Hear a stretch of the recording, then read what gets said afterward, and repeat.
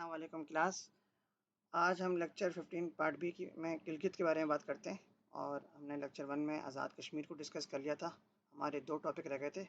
हम पाकिस्तान के प्रोविंसेस और जो ऑटोनोमस बॉडीज़ हैं, मतलब 18 अमेंडमेंट के तहत जो उनको डिस्कस कर रहे हैं। हमने सूबों को डिस्कस कर लिया है, जिसमें सिंध, के बलूचिस्तान और पंजाब। अब हम 3 रीजन्स रह गए थे। फाटा को हमने इसलिए किया था क्योंकि वो रिसेंटली मर्ज हुआ है, वरना के अंदर वो हम उसको डिस्कस कर चुके थे। इसके अलावा हम आज़ाद कश्मीर और गिलगित की बात करेंगे। तो आज़ाद कश्मीर की हम लास्ट लेक्चर में बात कर चुके हैं, और मैंने आप लोगों को कहा था कि मैं थोड़ा सा आपको जो कोर्स बुक है डॉक्टर आज़म चौधरी साहब की, उसमें से कुछ चीज़ें बताऊंगा।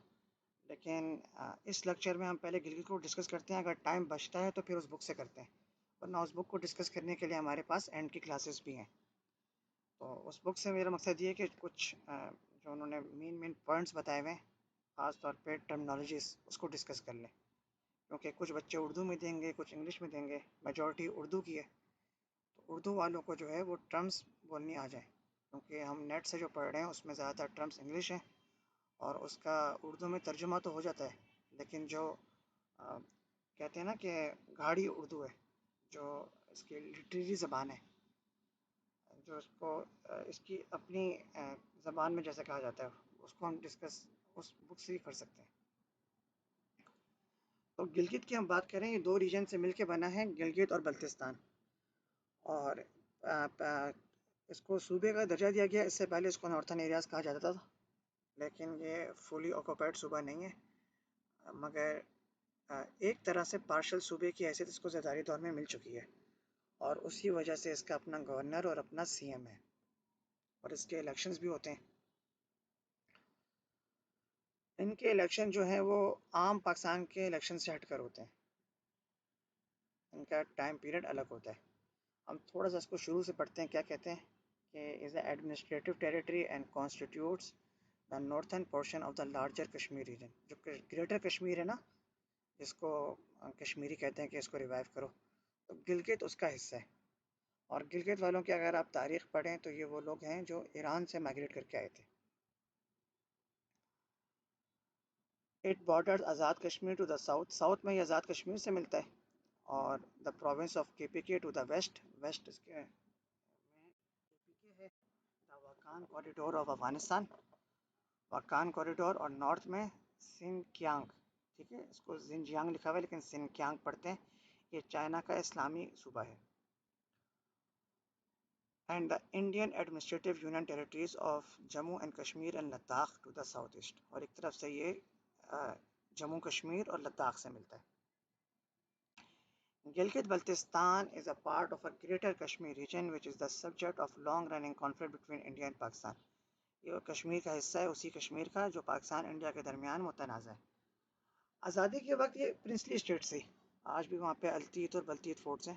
तो वहाँ पे ख़ास तौर पे जो हुंज़ा और नगर हैं वो प्रिंसली स्टेट्स थी। आप लोग को मैंने बताया था कि पाकिस्तान जब बना था उस वक्त पूरे हिंदुस्तान में, यानी इंडिया, पाकिस्तान, बांग्लादेश को मिलाकर 500 से ज़ायद आज़ाद रियासतें थी। तो हुंज़ा नगर भी उनमें से एक था। तो इसके बारे में हम थोड़ा पढ़ते हैं कि इसका कैपिटल क्या है। कैपिटल गिलगित का, इस रीजन का गिलगित है, गिलगित सिटी। सबसे बड़ा शहर जो है वो स्कर्दू है। डिफेक्टो प्रोविंस है। डिफेक्टो प्रोविंस मतलब कहा ना जाए मगर उसको कंसिडर किया जाए कि प्रोविंस ही है। और यूनिवर्सिटी की बात की जाए तो उधर एक ही यूनिवर्सिटी है, कराक्रम यूनिवर्सिटी। इस वक्त गवर्नर जो है वो राजा जलाल हुसैन मकबून, और चीफ मिनिस्टर हैं एडवोकेट खालिद खुर्शीद। ये एडवोकेट साहब हैं। असेंबली की 33 सीटें हैं इसकी, 3 डिवीज़न हैं और 14 डिस्ट्रिक्ट्स हैं। हिस्ट्री इसकी पढ़ने से मतलब नहीं रखती, अगरचे है बहुत दिलचस्प, लेकिन हमारे आउट ऑफ कोर्स है तो उस पर हम नहीं जाएंगे। इसकी मिडीवल हिस्ट्री बताई है, यानी जदीद दौर की। ये जो शीना के लोग थे, शेर बदात के, तो ये सब कौन लोग थे, दराज, और ये लैंग्वेज कैसे आई, ड्राइडिक कल्चर। डोगरा आपको पता है कश्मीर का महाराजा था, उसके अंडर ये लोग रहे। फर्स्ट कश्मीर वॉर हुई है 47 में पाकिस्तान बनने के बाद, उसमें भी इनका हिस्सा रहा। फिर इनसाइड पाकिस्तान गवर्नमेंट की अगर बात करें तो हाँ, गवर्नमेंट ही की बात करनी है हमें, क्योंकि हमारा मेन इंटरेस्ट गवर्नमेंट स्टडी करना है। सिविक सब्जेक्ट में हम गवर्नमेंट ही को स्टडी करते हैं। तो इनकी गवर्नमेंट की अगर हम बात करें तो Gilgit Baltistan empowerment and self governance order 2009 में इनको दिया गया। और पहले हिस्ट्री पढ़ लेते हैं कि गिलगित एक एजेंसी थी 70 में। In 1970, the Gilgit Agency, the Baltistan District और erstwhile Ladakh Wazarat and the hill states of Hunza and Nagar were amalgamated to form FATA। ठीक है, सॉरी फाटा नहीं, नॉर्थन एरियाज। तो जिस तरह फाटा को कहते हैं ना फेडरली एडमिनिस्ट्रेटिव ट्राइबल एरियाज, तो इसको कहते हैं फाना, यानी फेडरली एडमिनिस्ट्रेटिव नॉर्थन एरियाज, या शॉर्ट फॉर्म में सिर्फ एन है, northern areas. The territory was renamed Gilgit-Baltistan in 2007 and given self-government status in 2009. While administrative control by Pakistan since 1947, Pakistan ही के कंट्रोल में आज़ादी के बाद से, Gilgit-Baltistan has not yet been formally integrated into the Pakistani Federation state and does not participate in constitutional political affairs। आईनी तौर पे ये पाकिस्तान की फेडरेशन के अंदर नहीं आता, अगरचे इनके अंदर भी वही आइन लागू होता है, मगर ये पाकिस्तान के जो पॉलिटिकल अफेयर्स होते हैं नेशनल असेंबली में ये लोग नहीं बैठते। On 29 August 2009, the Gilgit-Baltistan Empowerment and Self-Governance Order was passed by the government of Pakistan and later signed by the president। यानी गिलानी साहब जो थे, यूसुफ रज़ा गिलानी, उन्होंने पास किया था और ज़रदारी साहब ने इसको साइन किया था बाद में। और पीपल्स पार्टी आपको पता है हमेशा पावर रही है, अगरचे मौजूदा इलेक्शन जो थे वो हार गई, पीटीआई जीत गई, मगर उसके बावजूद पीपल्स पार्टी की पॉपुलैरिटी उस रीजन में ज़्यादा है। The order granted self-rule to the people of Gilgit-Baltistan by creating, among other things, an elected Gilgit-Baltistan Legislative Assembly and Gilgit-Baltistan Council। Gilgit-Baltistan thus gained de facto province status without constitutionally becoming part of Pakistan।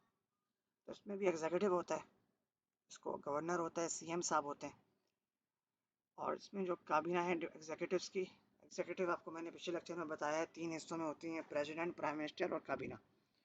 तो executive में कौन कौन है? Home and prison department है, यानी वजारत दाखिला, और prison department वजारत jail खाना जात।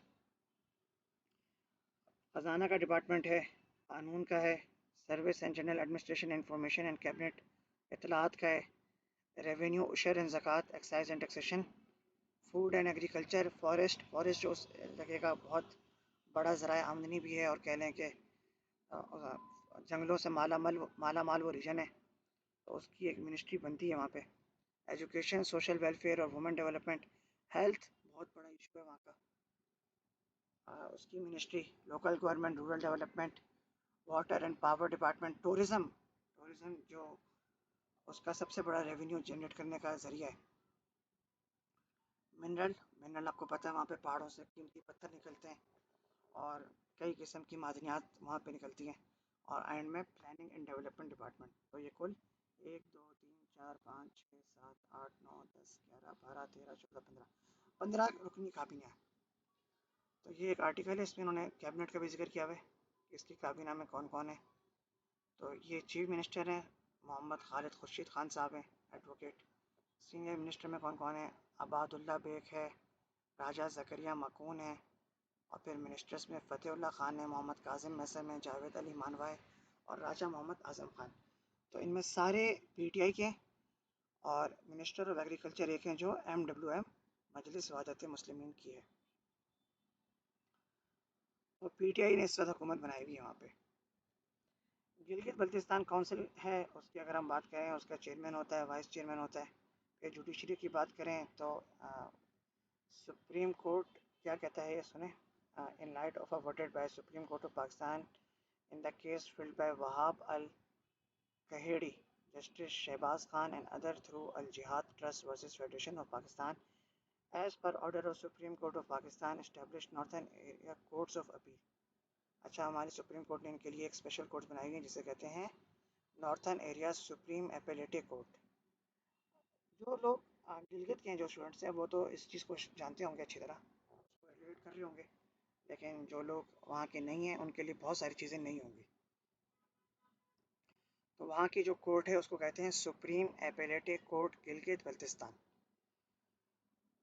दूसरा हम इसको मैप में अगर देखें तो गिलगित रीजन गिलगित की तरफ है, और बल्तिस्तान जो है वो स्कर्दू साइड आ जाती है।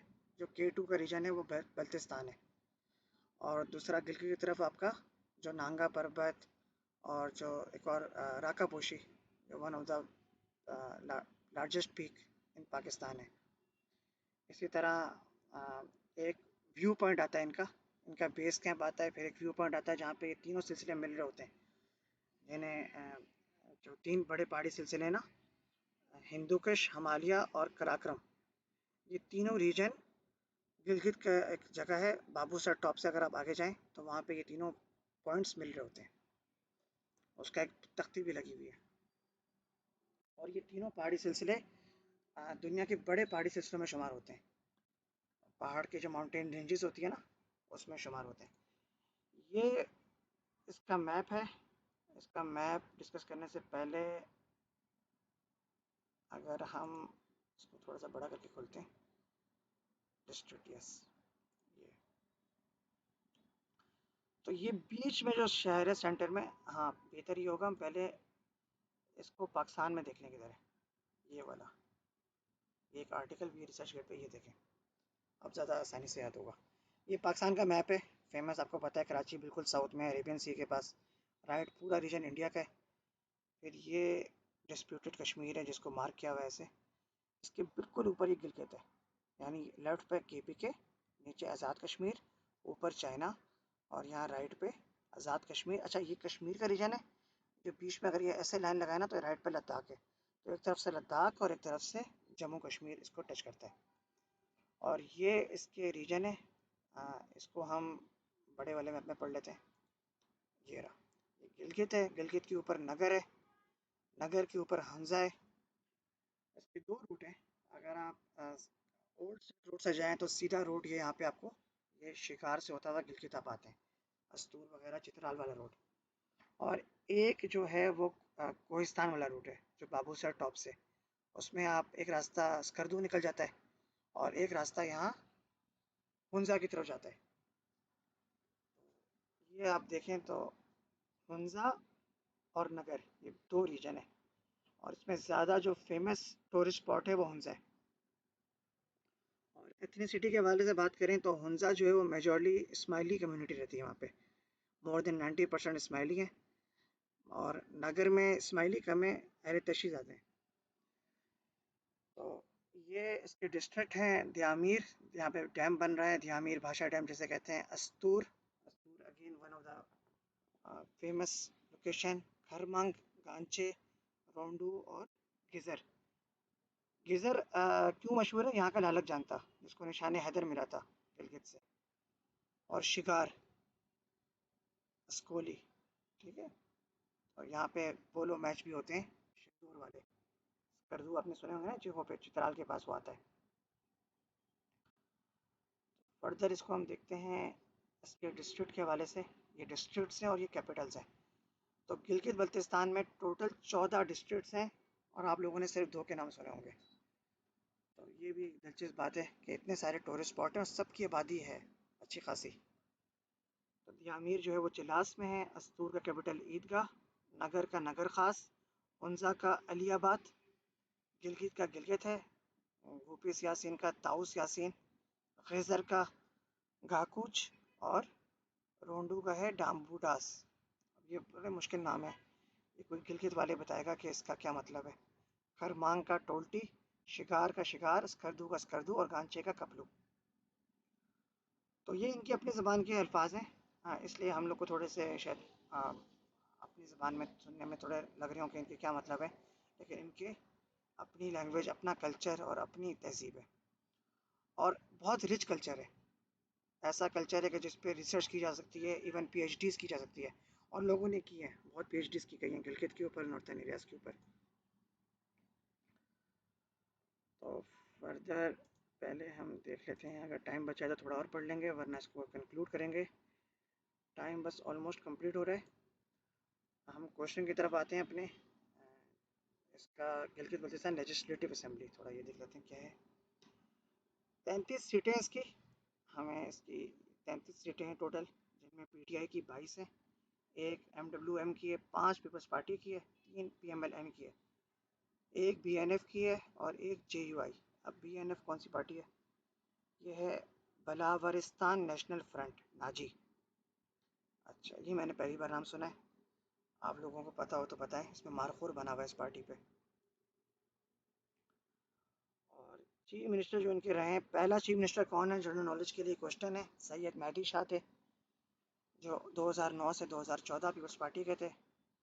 फिर केयर टेकर आए, फिर पीएमएलएन का रहे हफीज़ुर रहमान, और अब पीटीआई के हैं। यानी कि पीके में कहते हैं ना कि वो एक पार्टी को बात दूसरी को बारी नहीं देती, तो ये ज़्यादा तो गिलगित में सच साबित हो रहा है।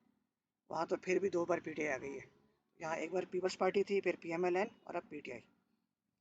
और अपोजिशन लीडर एक बार काफ लीग यानी मुशर्रफ की पार्टी बहुत पावरफुल है, वहाँ पे रही। फिर आईटीपी, आईटीपी कौन सी पार्टी है? इस्लामी तहरीक पाकिस्तान। अच्छा, ये कोई कैप्टन रिटायर्ड मोहम्मद शफी साहब हैं।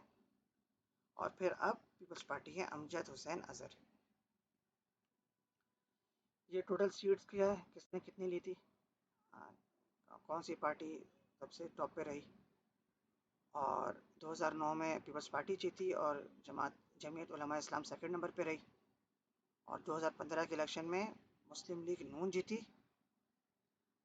अच्छा, इसमें एक चीज़ आप लोग को कुछ गौर हो रही है कि जो पार्टी सेंटर में बैठी है वही जीत रही है। तो इसमें कुछ शुबात पैदा हो रहा है। कोई शुबात इस तरह पैदा हो रहा है कि सेंटर में पीपल्स पार्टी थी तो वही जीती, सेकंड टाइम पीएमएलएन थी तो वही जीती, और थर्ड में पीटीआई थी तो वो जीती। तो यहाँ पे इनका मफाद वफाक के साथ जुड़ा है इसका मतलब। तो इसीलिए बहुत सारे लोग स्विच कर जाते हैं उस पार्टी पे जो उस वक्त मरकज़ पे होती है। तो इसकी तीसरी असेंबली है इस वक्त। लिस्ट ऑफ मेंबर्स 33 बंदों की असेंबली है। ये पढ़ना कोई खास इतना ज़रूरी नहीं है। हम आज के सवाल पे आते हैं। सवाल यह है कि गिलगित की तारीख अगर हम देखें तो उसको हमेशा आइसोलेशन में रखा गया है। अगरचे हम हम से मुराद यानी पाकिस्तानी अवाम जो शहरों में रहती है, जून जुलाई होती है, छुट्टी मिलती है तो सबसे पहले नॉर्थन एरियाज ही जाती है और उसको घूमती है। ख़ास तौर पे हुंज़ा। हुंज़ा बहुत खूबसूरत जगह है देखने के लिए। वहाँ पे ईगल नेस्ट का सन व्यू देखने, या अल्तीत बल्तीत के फोर्ट्स। तो सवाल या हमारे माउंटेन रीजन्स वो सारे गिलगित में। हमारे जो मेन माउंटेन है तिरचमीर को हटा के या कोहे सुलेमान को हटा के, जो नांगा पर्वत है, K2 है, या हमारा क्या कहते हैं पाकिस्तान में जो टॉप 100 में से 17-18 तो सिर्फ पाकिस्तान में है, बुलंद चोटियाँ। तो उनमें अक्सर जो है वो इसी रीजन में। तो इसको हमेशा आइसोलेशन में रखा गया। तो आप लोग क्या समझते हैं वजह क्या है कि जब इन्होंने पाकिस्तान से इल्हाक कर लिया है और इंडिया की नज़रें इन पे लगी हुई हैं, और इंडिया इस रीजन को आज भी कहता है पाकिस्तान ऑक्युपाइड कश्मीर, गिलगित को एक्सेप्ट नहीं करता। और चूँकि पंजाब पास जो है वो चाइना का बॉर्डर है और सी पैक का मेन रोड है, तो इंडिया उस पर भी एतराज़ करता है कि वो हमारे रीजन से क्यों जा रहे हैं। तो आप लोग क्या समझते हैं कि गवर्नमेंट ने क्यों इसमें कमज़ोरी बरती है, कि इसको आइसोलेशन में क्यों रखा है? थोड़ा सा टेक्निकल सवाल है, मतलब इसमें हाँ या ना का जवाब नहीं हो सकता। लेकिन आप लोग क्या समझते हैं कि हर दौर में गिलगित के लिए कभी काम ही नहीं किया गया, हमेशा मकामी लोगों ने ही किया। अब चूँकि टूरिज़्म थोड़ी सी फ़रोग पा रही है, अमन अमान आ रहा है, तो इसकी वजह क्या है? और चाइना आ रहा है तो वो इंटरेस्ट ले रहा है बहुत ज़्यादा। तो हमारी ये जो मुजरिमाना गफलत है, इसके पीछे हुकूमत की क्या कोई साजिश है, या इंटरेस्ट नहीं है, या वो चाहते नहीं है इस रीजन को डेवलप करना, या इन लोगों को ज़्यादा एम्पावर नहीं करना चाह रहे, कहीं वो अपने हकूक़ की बात ना करें? तो कमेंट सेक्शन में आप बताएं इसका अपना आप लोग के क्या व्यूज़ हैं।